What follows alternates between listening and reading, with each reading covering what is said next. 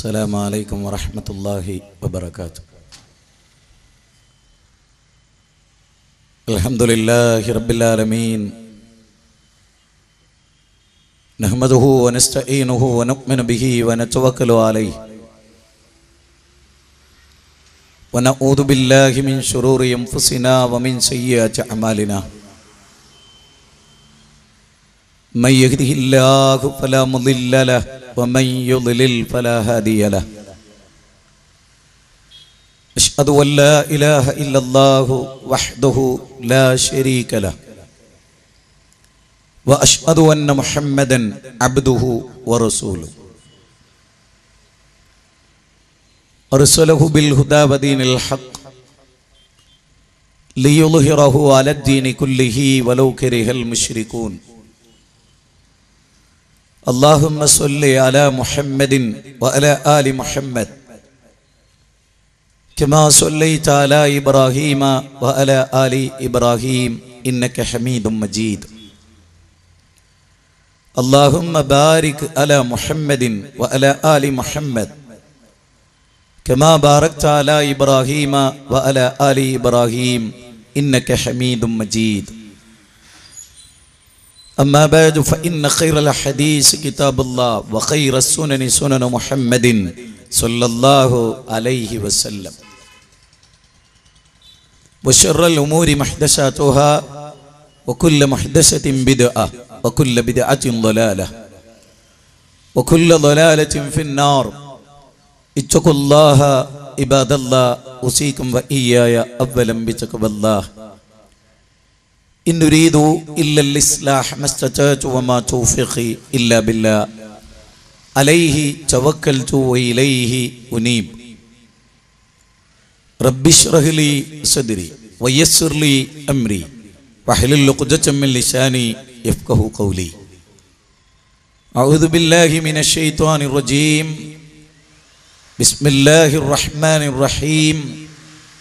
تلك الدار الآخرة نجعلها للذين لا يريدون علوا في الأرض ولا فسادا والعاقبة للمتقين. ത്വമേകം ശരണ്യം ത്വമേകം വരണ്യം ത്വമേകം ജഗത്കാരണം വിശ്വരൂപം ത്വമേകം ജഗത്കർത്തൃ പാതൃപ്രകർത്തൃ ത്വമേകം പരം നിശ്ചലം നിർവികൽപം. ഈ മഹത്തായ മുജാഹിദ് മണ്ഡലം സമ്മേളനത്തിൻ്റെ ആദരണീയനായ അധ്യക്ഷൻ അബ്ദുൽ ലത്തീഫ് മാറഞ്ചേരി അവർകളെ, വേദിയിൽ ഉദ്ഘാടന കർമ്മം നിർവഹിച്ച് ഇവിടെ പങ്കെടുത്ത എൻ്റെ സഹപ്രവർത്തകൻ നബീൽ ലണ്ടത്താണി, എൻ്റെ സഹപ്രബോധകൻ, സദസ്സിൽ സന്നിഹിതരായിട്ടുള്ള സത്യാന്വേഷികളായ സഹോദരന്മാരെ, സഹോദരികളെ, മാനവ മോചനത്തിന് സൃഷ്ടാവിൻ്റെ സന്ദേശം എന്ന മഹത്തായ ഒരു പ്രമേയത്തെ ഉയർത്തിപ്പിടിച്ച് മുജാഹിദ് പ്രസ്ഥാനത്തിൻ്റെ ഐതിഹാസികമായ ഒരു സ്റ്റേറ്റ് സമ്മേളനം നടന്ന ചങ്ങരംകുളം ഹൈവേയുടെ ഓരത്ത് ഈ ശബ്ദം ശ്രദ്ധിക്കുന്നതിന് വേണ്ടി ഇവിടെ അവതരിപ്പിക്കപ്പെടുന്ന വിഷയത്തിൻ്റെ മൗലികതയെക്കുറിച്ച് ഗഹനമായി ആലോചിക്കുന്നതിന് വേണ്ടി ജീവിതത്തിൻ്റെ ഇന്നലകളുടെ തെറ്റായ നടപടികളെ തിരുത്തുവാനും വരും കാലങ്ങളിൽ ഏറ്റവും മെച്ചപ്പെട്ട ഒരു ആദർശത്തിൻ്റെ അനുയായികളായി തീരുന്നതിന് വേണ്ടി ഇവിടെ സന്നിഹിതരായിട്ടുള്ള ഇതര മത ആദർശ വിശ്വാസികളായിട്ടുള്ള സഹൃദയരെ, ഈ സമ്മേളനത്തിൻ്റെ പ്രചരണവുമായി ബന്ധപ്പെട്ട് എല്ലാ മതവിഭാഗങ്ങളെയും ജനവിഭാഗങ്ങളെയും ഇവിടുത്തെ സംഘാടകരും പ്രവർത്തകരുമായിട്ടുള്ള ആളുകൾ ചെന്ന് കണ്ടിട്ടുണ്ട്. കേരളക്കരയിൽ ഈ പ്രസ്ഥാനത്തിൻ്റെ ഒരു പ്രത്യേകത, എല്ലാ മനുഷ്യരോടുമാണ് ഈ പ്രസ്ഥാനത്തിന് മതം എന്ന നിലയിൽ വിഷയങ്ങൾ അവതരിപ്പിക്കാനുള്ളത്. ഏത് നാടുകളിലും പൊതുവായി മതം അവതരിപ്പിക്കുമ്പോൾ അറിവില്ലാത്ത ചില ആളുകൾ പറയാറുണ്ട്, മുസ്ലിമീങ്ങൾക്ക് മുസ്ലിമീങ്ങളുടെ മതം പറഞ്ഞാൽ പോരെ, എന്തിനാണ് ബാക്കിയുള്ളവരുടെ മതം പറയുന്നത്, അതിൽ ശരിയും തെറ്റും വിലയിരുത്തുന്നത് എന്നൊക്കെ ചിന്തിക്കുന്ന ആളുകൾ ലോകത്തുണ്ട്. അവരുടെ അറിവില്ലായ്മയാണത് എന്ന് ഞാൻ വിനയപുരസ്സരം പറഞ്ഞുകൊള്ളട്ടെ. ലോകത്ത് നിങ്ങൾക്കൊക്കെ അറിയാം, ഒരു ഹോസ്പിറ്റൽ ആരംഭിച്ചാൽ അത് മുസ്ലിങ്ങൾക്ക് മാത്രമാകണം മുസ്ലിങ്ങൾ തുടങ്ങുന്നത് എന്ന് ലോകത്താരും പറയാറില്ല. മാതാ അമൃതാനന്ദമയി ഇൻസ്റ്റിറ്റ്യൂട്ടിൽ, സൂപ്പർ സ്പെഷ്യാലിറ്റി ഹോസ്പിറ്റലിൽ അവരുടെ ഭക്തന്മാർക്ക് മാത്രമേ ചികിത്സയുള്ളൂ എന്നാരും പറഞ്ഞു കേട്ടിട്ടില്ല. ഭാസ്കരൻ നായർ ഒരു ഹോട്ടൽ തുടങ്ങിയാൽ ഹിന്ദുക്കൾ മാത്രമേ അവിടെ ചായ കുടിക്കാൻ പാടുള്ളൂ എന്ന് ബോർഡ് വെക്കാറില്ല. ക്ഷേത്രത്തിലോ മസ്ജിദുകളിലോ അമുസ്ലിങ്ങൾക്ക് പ്രവേശനമില്ല, ഹിന്ദുക്കൾക്ക് പ്രവേശനമില്ല എന്നൊക്കെ ചിലർ എഴുതി വെച്ചിട്ടുണ്ടാവാം, അതും അറിവില്ലായ്മയാണ്. എന്നാൽ ഞാനിവിടെ നിങ്ങളോട് സംസാരിക്കുന്ന വിഷയം പൊതുവായ ചില കാര്യങ്ങളുമായി ബന്ധപ്പെട്ടതാണ്. മതം യഥാർത്ഥത്തിൽ എന്താണ് എന്ന് പഠിക്കുന്നിടത്തും മതതത്വങ്ങൾ എന്താണ് എന്ന് വിലയിരുത്തുന്നിടത്തും ലോകത്തെ മഹാഭൂരിപക്ഷം വരുന്ന ആളുകളും പരാജയപ്പെട്ടിട്ടുണ്ട് എന്ന് നമ്മൾ മനസ്സിലാക്കും. എന്താണ് യഥാർത്ഥത്തിൽ മതം? മതത്തിന്റെ അന്തസാരം യഥാർത്ഥത്തിൽ എന്താണ്? വേദഗ്രന്ഥങ്ങൾ എന്താണ്? വേദഗ്രന്ഥങ്ങളിൽ അടങ്ങിയിരിക്കുന്ന ആശയങ്ങൾ എന്താണ്? ആരാണ് പ്രവാചകന്മാർ? ഹൈന്ദവ സമൂഹത്തിന് കൃത്യമായ വേദഗ്രന്ഥങ്ങളുണ്ടോ? കൃത്യമായ അധ്യാപനങ്ങളുണ്ടോ? ഉണ്ടെങ്കിൽ എന്താണ്? കൃത്യമായി ഫോളോ ചെയ്യുന്ന ഒരു നേതാവുണ്ടോ? ഉണ്ടെങ്കിൽ അതാരാണ്? തെറ്റുകൾ പറ്റാത്ത ഒരു മാർഗദർശന ഗ്രന്ഥമുണ്ടോ? ഉണ്ടെങ്കിൽ അത് ഏതാണ്? ജീവിതത്തിന്റെ സകല മേഖലകളിലും മാതൃക കാണിച്ച ഒരു ആചാര്യൻ ക്രിസ്തു മതത്തിനുണ്ടോ? ഉണ്ടെങ്കിൽ അതാരാണ്? യാതൊരു അപാകതയുമില്ലാത്ത ദൈവികമെന്ന് ഉറപ്പു പറയുന്ന ഒരു ഗ്രന്ഥം ക്രിസ്ത്യാനികളുടെ കൈകളിലുണ്ടോ? ഉണ്ടെങ്കിൽ അതെന്താണ്? മാനവ സമൂഹത്തിന്റെ മൊത്തത്തിലുള്ള വിമോചനത്തെ ലക്ഷ്യം വെച്ച് അവതരിപ്പിക്കപ്പെട്ട ഖുർആൻ, അതാണ് മുസ്ലിമീങ്ങളുടെ പ്രമാണമെങ്കിൽ അതിലെന്താണുള്ളത്?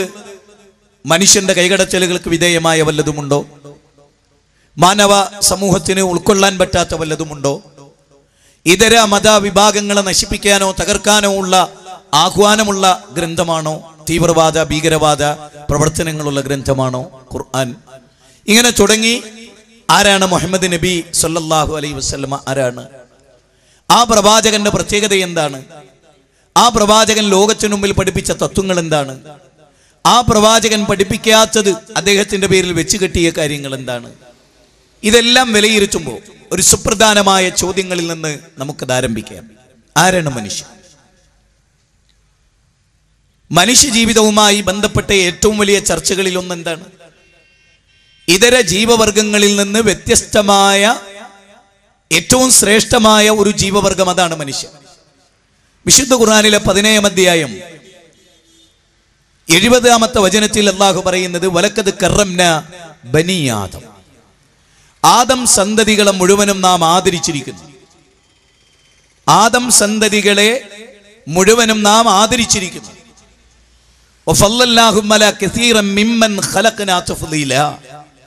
ആ ഖുർആനിന്റെ വചനത്തിൽ അവസാനം പറഞ്ഞു, നാം സൃഷ്ടിച്ച ജീവജാലങ്ങളിൽ ബുദ്ധി കൊണ്ട് സവിശേഷമാക്കപ്പെട്ട സൃഷ്ടികളിൽ ഒന്നാണ് മനുഷ്യൻ. സവിശേഷമാക്കപ്പെട്ട ഒരു സൃഷ്ടിയാണ് മനുഷ്യൻ. അപ്പം മനുഷ്യനെ സംബന്ധിച്ചിടത്തോളം ഇതര ജീവജാലങ്ങളിൽ നിന്ന് മനുഷ്യൻ എങ്ങനെ വ്യതിരിക്തമാകുന്നു? ഇപ്പൊ ധാർമ്മികത, മൊറാലിറ്റി എന്ന് പറയുന്നത് ജന്തുലോകവുമായി ബന്ധപ്പെട്ട ഒരു ചർച്ചയല്ല. ലോകത്തൊരാളും പട്ടിയുടെ മൊറാലിറ്റിയെ കുറിച്ച് ചർച്ച ചെയ്തിട്ടില്ല. ഉണ്ടോ? ഒരാളും പോത്തിന്റെയോ നായയുടെയോ പന്നിയുടെയോ ധാർമ്മികതയെക്കുറിച്ച് ചർച്ച ചെയ്തിട്ടില്ല. നേരെ മറിച്ച് പ്രധാനമന്ത്രി പതിക്കൂട്ടിൽ നിർത്തപ്പെടാറുണ്ട്, മുഖ്യമന്ത്രി പതിക്കൂട്ടിൽ നിർത്തപ്പെടാറുണ്ട്, ആഭ്യന്തരമന്ത്രിമാരെ കുറിച്ച് ചർച്ച ചെയ്യാറുണ്ട്, സാഹിത്യകാരന്മാരും മതപണ്ഡിതന്മാരെ കുറിച്ചും ചർച്ച ചെയ്യാറുണ്ട്. അധമത്വമാണത്, മോശമാണത്, മഹാവൃത്തികേടാണ് ചെയ്തത് എന്നൊക്കെ നമ്മൾ പറയാറുണ്ട്. എന്തുകൊണ്ട്? മനുഷ്യനെ സംബന്ധിച്ചിടത്തോളം ഇത്തരം പരാമർശങ്ങളുണ്ടായി. ഒരാൾ ചെയ്യുന്ന തെറ്റിനെ അത് തെറ്റാണെന്നും അത് മോശമായി പോയെന്നും അത് അയാളെപ്പോലെ ഒരാളിൽ ഉണ്ടാകാൻ പാടില്ലെന്നും ആര് പറഞ്ഞു? ആരാ പറഞ്ഞത്? കോടാനുകോടി ജീവജാലങ്ങൾക്കിടയിൽ മനുഷ്യൻ മാത്രം മൊറാലിറ്റി ഉണ്ടായാലേ അവന് നിലക്കാൻ പറ്റൂ എന്നുള്ള നില എന്തുകൊണ്ടുണ്ടായി? എന്തുകൊണ്ടാ ഉണ്ടായത്? അപ്പൊ മനുഷ്യർക്ക് നിങ്ങൾക്കറിയാം, സന്താനങ്ങളിലേറെ നിയന്ത്രണം ഏർപ്പെടുത്തുന്ന ജീവവർഗം മനുഷ്യനല്ലേ? അല്ലേ? ആണായാലും പെണ്ണായാലും കുട്ടികൾ രണ്ട് മതി. കോഹാബിറ്റേഷൻ, ആണും പെണ്ണും വേണ്ട, കൂടെ പാർക്കാം, ഭാര്യ എന്നുള്ള പദവി ഉണ്ടാവും, സന്താനങ്ങൾ ഉണ്ടാവൂല എന്ന് പറയുന്ന സമ്പ്രദായവും പാശ്ചാത്യ രാജ്യങ്ങളിലും ലോകത്തും ഇന്ത്യയിലും കേരളത്തിലും ഒക്കെ ഉണ്ടല്ലോ. എന്തുകൊണ്ടാണ് മനുഷ്യർക്കിടയിൽ സന്താന നിയന്ത്രണം ഉണ്ടാകുന്നത്? 8 പെറ്റ പട്ടിയെ സംബന്ധിച്ചിടത്തോളം ആ കുട്ടികളുടെ യൂണിഫോമിനെ കുറിച്ച് ചിന്തിച്ച് ബേജാറാകേണ്ടയില്ല. ഏത് സ്കൂളിലാണ് ആ കുട്ടികൾക്ക് അഡ്മിഷൻ കിട്ടുക എന്നുള്ള ബേജാറാവണ്ട. അവരുടെ മാസാന്ത വണ്ടിക്കൂലിയോ മാസാന്ത ശമ്പളമോ ഫീസോ അതുപോലുള്ള കാര്യങ്ങൾ എങ്ങനെ ഫീസ് കൊടുക്കും, അല്ലെങ്കിൽ എങ്ങനെ ആ കുട്ടികളെ വളർത്തും എന്നിത്യാദി ടെൻഷനോ നല്ലൊരു ഭർത്താവിനെ തെരഞ്ഞെടുക്കണമല്ലോ എന്ന ചിന്തയോ ജന്തു ലോകത്ത് ഇല്ല എന്ന് നമുക്കെല്ലാവർക്കും അറിയാം. ഏതെങ്കിലും ഒരു എയർപോർട്ടിൽ പോത്തോ നായയോ ക്യൂ നിന്ന് പാസ്പോർട്ടും കൊടുത്ത് എമിഗ്രേഷൻ കൗണ്ടറിൽ നിൽക്കുന്ന കാഴ്ച കുടുംബത്തെ പോറ്റാൻ നമ്മൾ ആരും കണ്ടിട്ടില്ല. ഏതെങ്കിലും ഒരു ജീവവർഗം ഞാൻ എഞ്ചിനീയർ ആണെന്നോ ഡോക്ടറാണെന്നോ എനിക്ക് നല്ലൊരു ജോലിയുണ്ടെന്നോ ഞാൻ ദുബായിലാണെന്നോ അല്ലെങ്കിൽ ഞാൻ ബഹ്റൈനിലാണെന്നോ പറഞ്ഞ് എയർപോർട്ടുകളിൽ നിന്ന് ഫ്ലൈറ്റ് കയറി ഉപജീവനത്തിന്റെ ഭാഗമായി യാത്ര ചെയ്ത ചരിത്രം ഇന്ന് വരെ നമുക്കാർക്കുമില്ല. അഥവാ ജന്തു ലോകം അങ്ങനെ പറഞ്ഞതായി നമുക്കൊരു അനുഭവം ഇന്ന് വരെ ഇല്ല.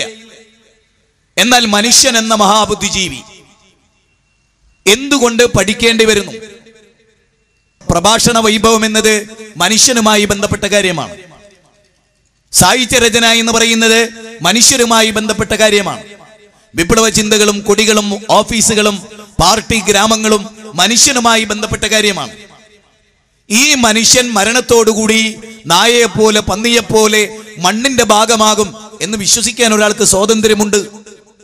പക്ഷെ അതിലെ ശരി തെറ്റുകളെ വിലയിരുത്താൻ, പക്വതയോടുകൂടി ആ കാര്യം വിലയിരുത്താൻ വാഹനങ്ങളിൽ കുടുങ്ങിച്ചാകുന്ന നായയെപ്പോലെ, വാഹനങ്ങളിൽ കുടുങ്ങിച്ചാകുന്ന ഏതെങ്കിലും ഒരു ജീവിയെപ്പോലെ, പൂച്ചയെപ്പോലെ, അല്ലെങ്കിൽ പാമ്പിനെ പോലെ, അതല്ലെങ്കിൽ മറ്റെന്തെങ്കിലും ഒരു ജീവിയെപ്പോലെ വാഹനത്തിൽപ്പെട്ട് മരിച്ചാൽ എല്ലാം കണക്കാണ് മനുഷ്യനും ജന്തുക്കളും എന്ന് പറയുന്ന ഒരുപാട് ആളുകൾ ലോകത്തുണ്ട്. എന്നാൽ മനുഷ്യ ജീവിതത്തിന് വല്ല ലക്ഷ്യവുമുണ്ടോ?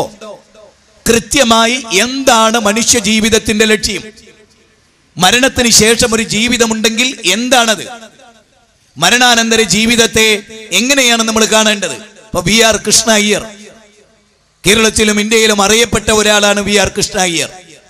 മനുഷ്യാവകാശ കമ്മീഷനുമായൊക്കെ ബന്ധപ്പെട്ട് മനുഷ്യാവകാശ മേഖലകളിലൊക്കെ പ്രവർത്തിക്കുന്ന വലിയൊരു ജസ്റ്റിസ് VR കൃഷ്ണ അയ്യർക്ക് മരണാനന്തരം എന്ന് പറഞ്ഞിട്ടൊരു ബുക്കുണ്ട്. Immanuel Kant, gift of God, ജർമ്മനിക്ക് ദൈവം നൽകിയ സമ്മാനം എന്ന് വിളിക്കപ്പെടുന്ന Immanuel Kant, life after death എന്ന് പറയുന്ന വിഖ്യാതമായ അദ്ദേഹത്തിന്റെ ഗ്രന്ഥം, മരണത്തിന് ശേഷം ഒരു ജീവിതമുണ്ടെന്ന് ദൈവവിശ്വാസിയല്ലാത്ത ഇമ്മാനുവൽ കെന്റ് മരണത്തിന് ശേഷം ഒരു ജീവിതമില്ലെങ്കിൽ മനുഷ്യ ജീവിതത്തിന് പിന്നെ എന്താ അർത്ഥം? നമുക്കറിയാം, ഒരുപാട് നിരപരാധികൾ ജയിലുകളിൽ വിചാരണ ലഭിക്കാതെ, എന്താ ചെയ്ത ശിക്ഷ എന്നറിയാതെ ജയിലുകളിൽ കിടക്കുന്നുണ്ട്. അവർ മരിച്ചു പോവുകയും മരണശേഷം അവർ നിരപരാധികളായിരുന്നു എന്ന് കോടതി പ്രഖ്യാപിച്ചിട്ട് എന്തെങ്കിലും ഒരു ഫലം ലോകത്തുള്ളതായി നമ്മൾ ആരും മനസ്സിലാക്കണില്ല. ഇല്ല എന്ന് എല്ലാവർക്കും അറിയാം. 1000 കുറ്റവാളികൾ രക്ഷപ്പെട്ടാലും ഒരു നിരപരാധി ശിക്ഷിക്കപ്പെടരുത് എന്നത് ഇന്ത്യൻ കോൺസ്റ്റിറ്റ്യൂഷന്റെ മൗലികതയിൽപ്പെട്ടതാണ്, എല്ലാവർക്കും അറിയാം. പക്ഷെ ഇന്ത്യയിൽ ഇപ്പോൾ നടക്കുന്നത് എന്താണ്? നിരപരാധികൾ ശിക്ഷിക്കപ്പെടുകയും ലോകം കണ്ട ഭീകരവാദികൾ, ചില രാജ്യങ്ങളിലേക്കൊന്നും പാസ്പോർട്ട് പോലും അനുവദിക്കാത്ത അല്ലെങ്കിൽ വിസ നൽകാത്ത ഭീകരവാദികൾ രാജ്യത്തിന്റെ പരമോന്നത പദവി സ്വപ്നം കണ്ട് കാത്തുകിടക്കുന്ന ദയനീയമായ കാഴ്ചയാണ് ഇന്ത്യ എന്ന് പറയുന്ന രാജ്യത്തിന് എന്തായിരുന്നാലും ഈ അടുത്ത കാലത്തുള്ളത്. ഏറ്റവും വൃത്തികെട്ടവർ ഏറ്റവും വലിയ മഹാന്മാരായി, മഹാത്മാഗാന്ധിയെക്കാൾ വലിയ ആളുകളായി, ഇന്ത്യയിലെ ഏറ്റവും നല്ല മനുഷ്യന്മാരെക്കാളും ഇന്ത്യയിലെ ഏറ്റവും വൃത്തികെട്ട മനുഷ്യർ ഏറ്റവും കേമന്മാരായി, മാലാകമാരെക്കാൾ പരിശുദ്ധരായി, അതല്ലെങ്കിൽ ഋഷീശ്വരന്മാരെക്കാൾ പരിശുദ്ധരായി, അവതാര പുരുഷന്മാരെക്കാൾ പരിശുദ്ധരായി ലോകത്ത് ഇനി അങ്ങനെ ഒരു മഹാൻ ജനിക്കാനില്ല എന്ന വിധത്തിലൊക്കെയുള്ള പ്രചണ്ഡമായ പ്രചാരങ്ങൾ നടക്കുന്ന ഒരു കാലഘട്ടത്തിലാണ് നമ്മൾ ജീവിക്കുന്നത്. അവിടെ ഏറ്റവും വൃത്തികെട്ടവൻ മഹാനായും ഏറ്റവും മഹാൻ വൃത്തികെട്ടവനായും ചിത്രീകരിക്കപ്പെടുന്ന നമ്മുടെ ലോകത്ത് തിരിച്ചൊന്നും സംഭവിക്കുന്നില്ല ഈ രാജ്യത്ത്. അങ്ങനെ ലോകം അവസാനിക്കുന്നു, മനുഷ്യർ അവസാനിക്കുന്നു, നിരപരാധികളായ മാതാപിതാക്കൾ കൊല്ലപ്പെടുന്നു, സന്താനങ്ങൾ കൊല്ലപ്പെടുന്നു, അനാഥകളാകുന്നു, വിധവകളുടെ ദീനരോധനങ്ങൾ കേൾക്കുന്നു, അനാഥ മക്കളുടെ കരച്ചിലുകൾ കർണപുടങ്ങളിൽ വന്ന് തട്ടുന്നു. പക്ഷേ അവിടെയൊക്കെ നീതി നിഷേധിക്കപ്പെട്ടു എന്ന് നമുക്ക് ഉറപ്പാണ്. ഇന്ത്യൻ പീനൽ കോഡ് അനുസരിച്ചുള്ള ശിക്ഷാവിധികൾക്കപ്പുറത്ത് പല ആളുകളുടെയും കുൽസിത ശ്രമത്തിന്റെ ഭാഗമായി, ഇന്റേണൽ പൊളിറ്റിക്സിന്റെ ഭാഗമായി നിരപരാധികൾ വരെ ജയിലറുകളിൽ കഴിഞ്ഞുകൂടുന്ന ദയനീയമായ കാഴ്ചകൾ നമ്മൾ കാണുന്നുണ്ട്. അല്ലേ? നിങ്ങൾക്കറിയാവുന്ന പോലെ രാജൻ കൊലക്കേസ് ഉൾപ്പെടെയുള്ള, സുകുമാരക്കുറുപ്പ് വധം ഉൾപ്പെടെയുള്ള പല കാര്യങ്ങളിലും നിഗൂഢതകൾ ഇന്നും നിലനിൽക്കുകയാണ്. ബോഫോയ്സ് പ്രശ്നവുമായി ബന്ധപ്പെട്ടും രാജീവ് ഗാന്ധിയുടെ കൊലപാതകവുമായി ബന്ധപ്പെട്ട് പോലും ഒരുപാട് ചുരുളുകൾ അഴിയാതെ ഇന്ന് ലോകത്ത് പല കാര്യങ്ങളും അങ്ങനെ നിൽക്കുകയാണ്. ഹേമന്ത് കർക്കറെ എന്ന് പറയുന്ന വിഖ്യാതനായ പോലീസ് ഉദ്യോഗസ്ഥൻ തെറ്റ് ചെയ്തവർക്ക് നേരെ കൃത്യമായി കരുക്കൽ നീക്കി ഏറ്റവും വലിയ കുറ്റവാളികൾ, ഈ രാജ്യം ബഹുമാനിച്ച ആദരിച്ചവർ പെരുങ്കള്ളന്മാരാണ്, അതിതാ പിടിക്കപ്പെടും എന്ന ഘട്ടമെത്തിയപ്പോ ഹേമന്ത് കർക്കറെ ഷൂട്ട് ചെയ്യാൻ ബോധപൂർവം താജിലും അബ്രോൾ നഗരത്തിലും നരിമാൻ പ്ലേസിലും ബോധപൂർവം ഒരു ബോംബാക്രമണം ഉണ്ടാക്കി അത് മുസ്ലിങ്ങളുടെ തലയിൽ വെച്ച് കെട്ടി വികാര നിർഭരമായ രംഗങ്ങൾക്ക് സാക്ഷ്യം വഹിച്ച അനീതിയുടെ കാവലാളുകൾ കഴിഞ്ഞുപോയ ഇന്ത്യ എന്ന് പറയുന്ന അഭിശപ്ത നിമിഷങ്ങൾക്ക് സാക്ഷ്യം വഹിച്ചു പോയ ഈ രാജ്യത്തിന്റെ മണ്ണിൽ ചില കാര്യങ്ങൾ ഗൗരവമായി മനുഷ്യർക്ക് ആലോചിക്കേണ്ടതുണ്ട്. നീതിപൂർവകമായ ഒരു ലോകമല്ല ഈ ലോകം എന്നത് വളരെ വ്യക്തമാണ്. നീതി ലഭിക്കണമെന്ന് ആളുകൾ ആഗ്രഹിക്കുന്നു. തെറ്റ് ചെയ്യാത്ത ആളുകൾ ശിക്ഷിക്കപ്പെടുന്നു, ചെയ്യാത്ത തെറ്റിന്റെ പേരിൽ അപഹസിക്കപ്പെടുന്നു, ചെയ്യാത്ത തെറ്റ് ചെയ്തു എന്ന് വ്യവഹരിക്കപ്പെടുന്നു. അങ്ങനെ ജീവിതം നശിച്ചു പോകുന്നു, താറുമാറാകുന്നു. ഇതെല്ലാം നടക്കുന്ന ഒരു ലോകം. അവിടെയാണ് മനുഷ്യനെന്ന മഹാബുദ്ധിജീവിയെ സംബന്ധിച്ചിടത്തോളം ഗൗരവമായ പഠനം. എന്താണ് മതം? ആരാണ് മനുഷ്യൻ? അവന്റെ ജീവിതം എന്താണ്? ആരാണ് അവനെ സൃഷ്ടിച്ചത്? വിശുദ്ധ ഖുർആൻ മോഡറേറ്റർ, എല്ലാ വേദഗ്രന്ഥങ്ങളുടെയും സംഗ്രഹ സാരാംശമായ സകല വേദങ്ങളെയും ഉൾക്കൊള്ളുന്ന ലോകത്തിന്റെ ഗ്രന്ഥമായ, മാനവ ചരിത്രത്തിൽ പരിവർത്തനത്തിന്റെ പടപ്പാട്ടുപാടിയ ദൈവീക ഗ്രന്ഥമായ വിശുദ്ധ ഖുർആൻ മാനവന്റെ മുമ്പിൽ പറയുന്ന ചില സുപ്രധാനമായ കാര്യങ്ങളുണ്ട്. വമാ ഖലഖതുൽ ജിന്ന വൽ ഇൻസ ഇല്ലാ ലിയഅ്ബുദൂൻ. സൂറത്ത് അദ്ദാരിയാത്ത് 56-ാം അധ്യായം 56-57 വചനങ്ങൾ. മനുഷ്യനെ സൃഷ്ടിച്ചത് ഏകനായ ദൈവത്തെ ആരാധിച്ച് ഈ ലോകത്തവന് ലഭിച്ച ആയുസ്സത്രയും ജീവിച്ച് ആ ജീവിതത്തിന്റെ റിസൾട്ട് ഏറ്റുവാങ്ങാൻ മരണത്തിന് ശേഷമുള്ള ഒരു ജീവിതത്തിലേക്കുള്ള യാത്രയാകുന്നു മനുഷ്യന്റേത് എന്ന്. ജിന്ന് വർഗത്തെയും അപ്രകാരം തന്നെയാണ് സൃഷ്ടിച്ചിട്ടുള്ളത് എന്നാണ് സൂറത്ത് ദാരിയാത്തിൽ അല്ലാഹു സുബ്ഹാനഹു വ തആല പറയുന്നത്. ഇന്നാ ജഅൽനാ മാ അലൽ അർളി സീനത്തൻ ലഹാ ലിനബ്ലുവഹും അയ്യുഹും അഹ്സനു അമല. 18-ാം അധ്യായം 7-ാമത്തെ വചനമാണ്. ഈ ഭൂമി അലങ്കാരമുള്ളതായത്, ഈ ഭൂമി സൗരഭ്യമുള്ളതായത്, ഈ ഭൂമി ഹരിതാപമായത്, ഇതൊക്കെ നിങ്ങൾക്കൊരു പരീക്ഷണമായിട്ടാണ്. ഈ സൗന്ദര്യത്തിലും ഈ ഐശ്വര്യങ്ങളിലും ഈ ആർഭാടങ്ങളിലും കണ്ണഞ്ചാനല്ല, അങ്ങനെ ഭ്രമിച്ചു നിൽക്കാനല്ല, അതിന്റെ ഭോഗപരതയിൽ ആസ്വദിച്ച് എവിടെയെങ്കിലും ചക്കര കണ്ടതിന്റെ മേലെ ഉറുമ്പുകൾ വട്ടമിട്ട് പറക്കുന്ന പോലെ, ഉറുമ്പുകൾ വട്ടമിടുന്നത് പോലെ, അങ്ങനെ ചക്കര അതിന്റെ മധുരം ആസ്വദിച്ച് ജീവിക്കുന്നത് പോലെ ദുനിയാവിന്റെ ഐശ്വര്യങ്ങളിൽ അഭിരമിക്കാനല്ല എന്നാണ് ലോകവേദം മനുഷ്യരെ പഠിപ്പിച്ചത്. മറിച്ച് ലിന്നബ്ലുവഹും അയ്യുഹും അഹ്സനു അമല, നിങ്ങളുടെ ജീവിതം ഒരു പരീക്ഷണമാണ്. നിങ്ങളിൽ ആരാണ് ഏറ്റവും നന്നായി പ്രവർത്തിക്കുന്നത് എന്ന് പരീക്ഷിക്കാനാണ് എന്നാണ് വിശുദ്ധ ഖുർആൻ മാനവരാശിയോട് പറയുന്നത്. നിങ്ങളിൽ ആരാണ് ഏറ്റവും നല്ല മനുഷ്യൻ? നിങ്ങളിൽ ആരാണ് ബ്രാഹ്മണൻ? നിങ്ങളിൽ ആരാണ് ക്ഷത്രിയൻ? നിങ്ങളിൽ ആരാണ് ശൂദ്രൻ? നിങ്ങളിൽ ആരാണ് വൈശ്യൻ? നിങ്ങളിൽ ആരാണ് പറയൻ? നിങ്ങളിൽ ആരാണ് പൊലയൻ? നിങ്ങളിൽ ആരാണ് അധകൃത വിഭാഗം? നിങ്ങളിൽ ആരാണ് പാശ്ചാത്യൻ? നിങ്ങളിൽ ആരാണ് പൗരസ്യൻ? നിങ്ങളിൽ ആരാണ് കറുത്തവർ? നിങ്ങളിൽ ആരാണ് വെളുത്തവൻ എന്നല്ല ഖുർആൻ പറഞ്ഞത്. നിങ്ങളിൽ ആരാണ് ഏറ്റവും നല്ല പ്രവൃത്തി കാഴ്ചവെക്കുന്നത്? അതാണ് ദൈവത്തിന്റെ പരീക്ഷണം. നിങ്ങളുടെ നിറമോ, നിങ്ങളുടെ ദേശമോ, നിങ്ങളുടെ ഭാഷയോ, നിങ്ങളുടെ ഭാഷാ വൈഭവങ്ങളോ ഒന്നും ഇസ്ലാമിനെ സംബന്ധിച്ചിടത്തോളം പരിഗണനീയമല്ല. മറിച്ച് നിങ്ങളുടെ സംസ്കാരം എന്താണ്? നിങ്ങളുടെ കൾച്ചർ എന്താണ്? നിങ്ങളുടെ പെരുമാറ്റം എന്താണ്? നിങ്ങളുടെ വിശ്വാസം എന്താണ്? നിങ്ങളൊരു നല്ല ഭർത്താവാണോ? നിങ്ങളൊരു നല്ല ഭാര്യയാണോ? നിങ്ങളൊരു നല്ല പിതാവാണോ? നിങ്ങളൊരു നല്ല മകനാണോ? നിങ്ങളൊരു നല്ല ജ്യേഷ്ഠനാണോ? നിങ്ങളൊരു നല്ല അനിയനാണോ? നിങ്ങളൊരു നല്ല അയൽവാസിയാണോ? നിങ്ങൾ അന്യമത സമൂഹങ്ങളോട് മര്യാദ പാലിക്കുന്നവനാണോ? അങ്ങനെ ജീവിതത്തിന്റെ A to Z കച്ചവട രംഗത്ത് മര്യാദ പാലിച്ചവനാണോ? കച്ചവടം അറിയാവുന്നവനാണോ? എന്താണ് അതിൽ സത്യസന്ധതയുള്ളവനാണോ? അതിൽ നേരും നെറിയും പാലിക്കുന്നവനാണോ? വാക്കു പറഞ്ഞാൽ പാലിക്കുന്നവനാണോ? തുടങ്ങി മനുഷ്യ ജീവിതത്തിന്റെ സകല മേഖലകളിലേക്കും മാതൃക കാണിച്ചുകൊണ്ടാണ് മതം കടന്നു വരുന്നത്.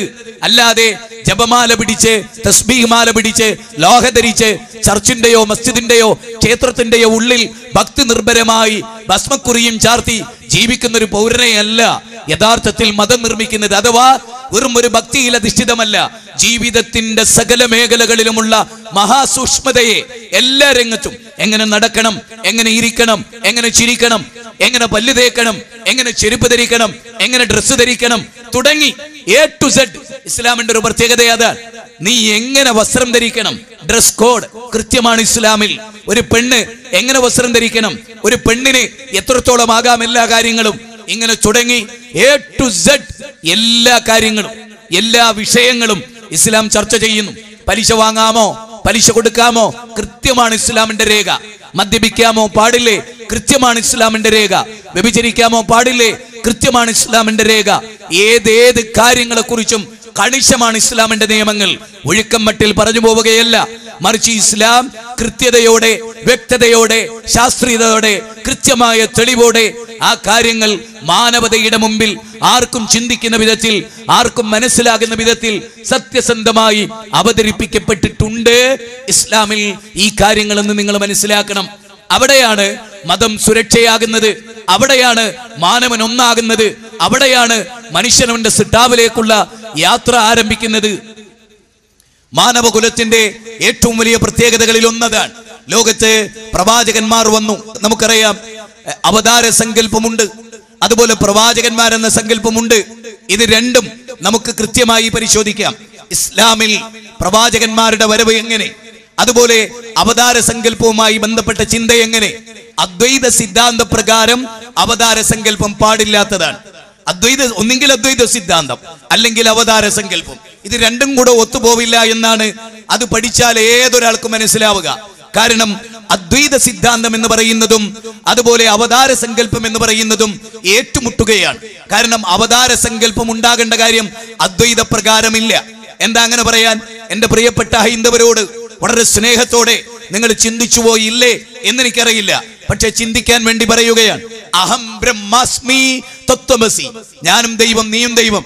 സന്നവസ്തിയിൽ നിന്നാണ് ഇറാൻ അതുപോലെ പേർഷ്യ ബേസ് ചെയ്തിട്ടാണ് ഇന്ത്യ രാജ്യത്തേക്ക് അനൽ ഹക്ക് അൻതൽ ഹക്ക് എന്ന സൂഫി ചിന്ത ലോകത്തുണ്ടായത്. ഞാനാണ് ദൈവം, ഞാനാണ് ദൈവം, നീയും ദൈവം എന്ന സങ്കല്പം. അതാണ് അഹം ബ്രഹ്മാസ്മി തത്വമസി, ബ്രഹ്മസത്യം ജഗത് മിഥ്യ ജീവോ ബ്രഹ്മൈബനാപരാം എന്ന് പറയുന്ന ശങ്കര ദർശനം. അതിനെ ശക്തമായി ഖണ്ഡിച്ചുകൊണ്ടാണ് ആര് കടന്നു വന്നത്? രാമാനുജൻ വിശിഷ്ടാദ്വൈതം അവതരിപ്പിച്ചത്. അതേ കൂടെ കുറെ കൂടെ സൂക്ഷ്മമായിട്ടാണ് മാധ്വാചാര്യന്റെ ദ്വൈത സിദ്ധാന്തം ഉണ്ടായത്. ശങ്കരാചാര്യരുടെ ദർശനം ബുദ്ധിക്ക് ഉൾക്കൊള്ളാത്തതാണ്, വേദത്തിന് പറ്റാത്തതാണ്, മനുഷ്യര് പറ്റാത്തതാണ് എന്ന് സ്ഥാപിച്ചുകൊണ്ടാണ് മാധ്വാചാര്യൻ ലോകത്ത് കടന്നു വന്നിട്ടുള്ളത്. വിമർശനങ്ങളും സംവാദങ്ങളും സ്നേഹമിശ്രിതമായ ഏറ്റുമുട്ടലുകളും ദാർശനികമായ സംവാദങ്ങളും വാഗ്വാദങ്ങളും ഇന്ത്യ രാജ്യത്തിന്റെ ചരിത്രത്തിൽ യഥേഷ്ടമുണ്ടായിട്ടുണ്ട്. ചാർവാക മതത്തിന്റെ ഗ്രന്ഥങ്ങൾ ഇന്ത്യയിൽ എന്തുകൊണ്ട് കിട്ടിയില്ല എന്ന് ചോദിച്ചാൽ ശക്തമായ പ്രഹരമായിരുന്നു യഥാർത്ഥത്തിൽ ഹൈന്ദവ ദർശനങ്ങൾക്ക് ചാർവാക മതം സൃഷ്ടിച്ചിട്ടുള്ളത്. ശക്തമായ യുക്തിവാദമായിരുന്നു അതിനെ കൗണ്ടർ ചെയ്യാൻ, അതിനെ മറികടക്കാൻ കൃത്യമായ ഒരു വേദത്തിന്റെ പിൻബലമില്ലാതെ ചാർവാക മതഗ്രന്ഥങ്ങളെ ചുട്ടുകരിക്കുകയായിരുന്നു എന്നാണ് ഇന്ത്യ രാജ്യത്ത് ഇതിനെക്കുറിച്ച് പഠിച്ചിട്ടുള്ള മഹാന്മാരായ പണ്ഡിതന്മാർ വിലയിരുത്തിയത് എന്ന് നമ്മൾ മനസ്സിലാക്കേണ്ടതുണ്ട്. ഞാൻ പറയുന്നത് ശങ്കര ദർശനം അനുസരിച്ച് ഞാൻ ദൈവം എന്ന് വന്നാൽ പിന്നെ എനിക്ക് ദൈവം മനുഷ്യരൂപം പ്രാപിച്ച് നിങ്ങൾ ഇങ്ങനെ ജീവിക്കണം എന്ന് പറയുന്നതിന്റെ പ്രസക്തി പിന്നെ എന്താ? ഞാനും ദൈവം നിങ്ങളും ദൈവം എങ്കിൽ ആ ദൈവം ഇങ്ങനെ ജീവിക്കണം എന്ന് പറയാൻ ദൈവം മനുഷ്യനാകേണ്ടതുണ്ടോ? അഹം ബ്രഹ്മാസ്മി തത്വമസി എന്ന തത്വമനുസരിച്ച് ഏത് യഥാ യഥാ ഹി ധർമ്മസ്യ ഗ്ലാനിർഭവതി ഭാരത അഭ്യുത്ഥാനമധർമ്മസ്യം തദാത്മാനം സൃജമ്യഹം പരിത്രാണായ സാധൂനാം വിനാശായ ചതുഷ്കൃതാം ധർമ്മ സംസ്ഥാപനാർത്ഥായ സംഭവാമി യുഗേ യുഗേ. ശ്രീമദ് ഭഗവത്ഗീത 4-ാം അധ്യായം 7-8 ശ്ലോകങ്ങൾ. സത്യത്തിൽ ആ ശ്ലോകത്തിന് പിന്നെ എന്താ പ്രസക്തി? ദൈവം ധർമ്മത്തിന് അധർമ്മം കൊടികുത്തി വായുമ്പോ, ധർമ്മം ഇല്ലാതാകുമ്പോ, അപ്പൊ ഒരു കാര്യം ഉറപ്പായി, മനുഷ്യനിലല്ലേ അധർമ്മം ഉണ്ടാകുക, ദൈവത്തിൽ അധർമ്മം ഉണ്ടാവും. അഹം ബ്രഹ്മാസ്മി തത്വമസി, ഞാനും ദൈവങ്ങളും ദൈവം. പിന്നെ നമ്മളെങ്ങനെ അധർമ്മത്തിലെത്തുക?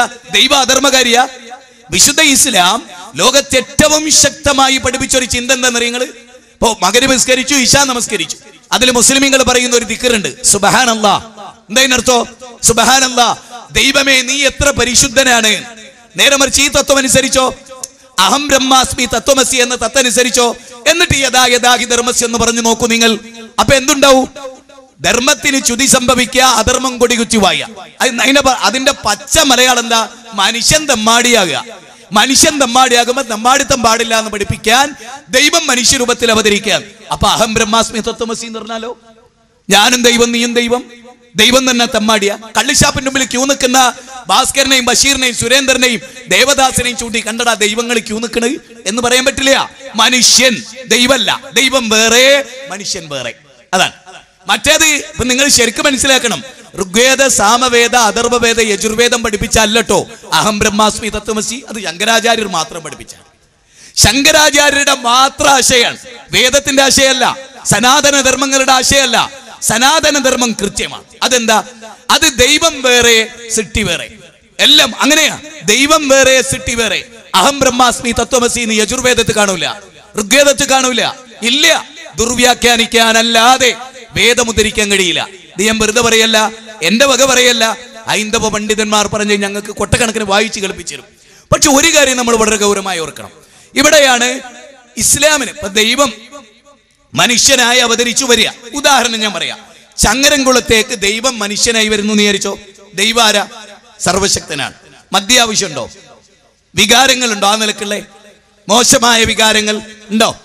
പെണ്ണിനോട് ദാഹമുണ്ടോ ദൈവത്തിന്? കള്ളുകുടിയനാണോ ദൈവം?